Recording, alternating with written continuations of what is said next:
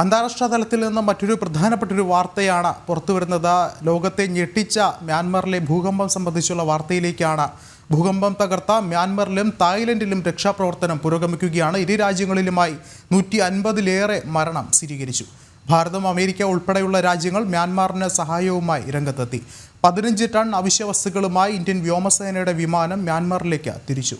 മ്യാൻമറിന് മാനുഷിക സഹായം വാഗ്ദാനം ചെയ്ത US പ്രസിഡന്റ് ഡൊണാൾഡ് ട്രംപും രംഗത്തെത്തി. കൂടുതൽ വിവരങ്ങളുമായി ഇന്റർനാഷണൽ ഡെസ്കിൽ നിന്ന് ഐസൺ ജോസ് ചേർന്നുണ്ട്. ഐസൺ, നമുക്കറിയാം കഴിഞ്ഞ ദിവസങ്ങളിലൊക്കെ തന്നെ നമ്മൾ കാണുന്നത് ആ നടുക്കുന്ന ഭീകര ദൃശ്യങ്ങളാണ്. കെട്ടിടങ്ങൾ ഇടിഞ്ഞു വീഴുന്നതും ആളുകൾ അതിലേക്ക് കുടുങ്ങിക്കിടക്കുന്നതുമൊക്കെയായി വളരെ ദുരന്തം തന്നെയാണ് ഇപ്പോൾ മ്യാൻമറിൽ വിധിച്ചിട്ടുള്ളത്. നിലവിൽ ഇപ്പോഴും രക്ഷാപ്രവർത്തനം തുടരുന്നുവെന്ന് അറിയാൻ സാധിക്കുന്നു. എന്നിരുന്നാൽ കൂടി മരണസംഖ്യ ഇനിയും ഉയർന്നേക്കാമെന്നുള്ളൊരു സൂചനയല്ലേ ഉള്ളത്? വിഷ്ണു, തീർച്ചയായും മരണസംഖ്യ ഉയരുന്നുണ്ട് എന്ന റിപ്പോർട്ടുകളാണ്. ഏറ്റവും പുതിയ റിപ്പോർട്ട് ഇപ്പോൾ കണക്കുകൾ പുറത്തു വരുന്നതിൽ 694 പേർ മരിച്ചു എന്നതാണ്. അത് അത്രയും പേർ മരിച്ചിരിക്കാം, അല്ലെങ്കിൽ അത്രയും മരണം സംഭവിച്ചിട്ടുണ്ട് എന്ന ഒരു പ്രാഥമിക ധാരണയാണ് ഇപ്പോൾ പുറത്തു വന്നിരിക്കുന്നത്. പ്രാഥമിക വിവരമാണ് ഇപ്പോൾ പുറത്തു വന്നിരിക്കുന്നത്. നേരത്തെ വിഷ്ണു സൂചിപ്പിച്ചിരുന്നതുപോലെ നേരത്തെ വന്ന റിപ്പോർട്ടുകളിൽ 100-ലേറെ പേർ മരിച്ചു എന്ന റിപ്പോർട്ടുകളെല്ലാം തന്നെ വരികയും ചെയ്യുന്നുണ്ടായിരുന്നു.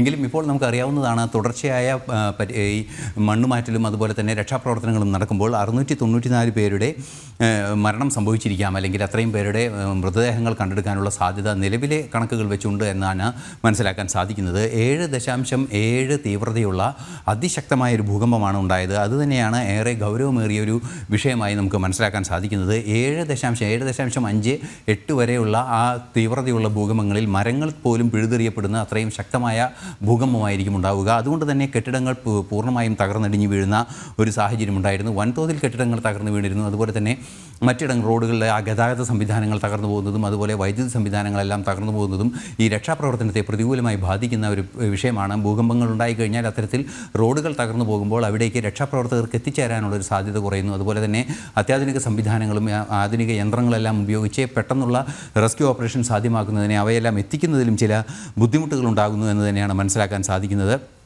ഇത്തരത്തിൽ 100-ലേറെ നിർമ്മാണ തൊഴിലാളികളെ ഒരു ഇടത്ത് കാണാതായിട്ടുണ്ട് എന്ന ഒരു വിവരവും നമുക്കിപ്പോൾ ലഭ്യമാകുന്നുണ്ട്. ഇത്തരത്തിൽ വൻതോതിലൊരു ഭൂകമ്പമാണ് ഉണ്ടായിരിക്കുന്നത്. ഇപ്പോൾ അതിൻ്റെ ഈ അടുത്ത സമയങ്ങളിലായി അതിൻ്റെ ആഫ്റ്റർ ഷോക്സും ഉണ്ടായി, അതായത് തുടർ പ്രകമ്പനങ്ങളും ഉണ്ടായി എന്ന വിവരങ്ങളും ലഭ്യമാകുന്നുണ്ട്. പക്ഷേ അത് അത്ര തീവ്രമല്ല, അത് വലിയ അപകടങ്ങൾ സൃഷ്ടിക്കുന്നുമില്ല. പക്ഷേ അത് രക്ഷാപ്രവർത്തനത്തെ വൈകിപ്പിക്കാനൊരു കാരണമാകുന്നുണ്ട്. തുടർചലനങ്ങൾ ഉണ്ടാകുമ്പോൾ സ്വാഭാവികമായും രക്ഷാപ്രവർത്തനം നിർത്തിവെക്കേണ്ട സാഹചര്യം ഉണ്ടാകും. ഈ കെട്ടിടങ്ങൾ തകർന്നു വീണ കെട്ടിടങ്ങളുടെ മേൽക്കൂരകൾ വീണ്ടും രക്ഷാപ്രവർത്തകർ മുകളിലേക്ക് വീഴുക, അത്തരത്തിലുള്ള റിസ്ക്കുകൾ ഒഴിവാക്കുന്നതിന് വേണ്ടി ഈ തുടർചലനങ്ങൾ ഉണ്ടാകുന്ന ഒരു സാഹചര്യം ഉണ്ടാകുമ്പോൾ രക്ഷാപ്രവർത്തകർക്ക് മാറി നിൽക്കേണ്ട ഒരു സാഹചര്യം ഉണ്ടാകുന്നുണ്ട്. ഇതെല്ലാം തന്നെ മരണസംഖ്യ വർദ്ധിക്കാനുള്ള കാരണങ്ങളായി കണക്കാക്കപ്പെടുന്നുണ്ട്. നിലവിലെ സാഹചര്യത്തിൽ 600-700ഓളം പേർ കൊല്ലപ്പെട്ടു എന്ന അന്തിമമായ റിപ്പോർട്ടുകളാണ് പുറത്തു വരുന്നത്.